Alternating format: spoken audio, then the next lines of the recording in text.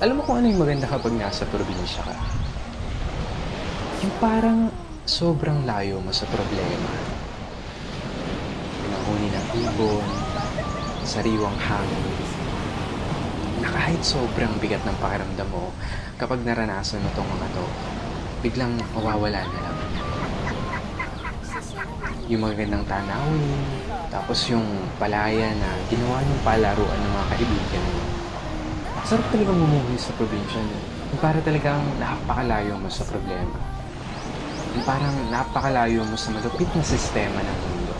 Na kapag nasa probinsya ka, mararamdaman mo talaga yung halaga ng sarili mo kesa sa iba. At napapasabi ka na lang na there's no place like home or like probinsya. At ikaw na nanonood nito ngayon, masaya ako at naparamdam ko sa'yo ang pamumuhay sa isang probinsya.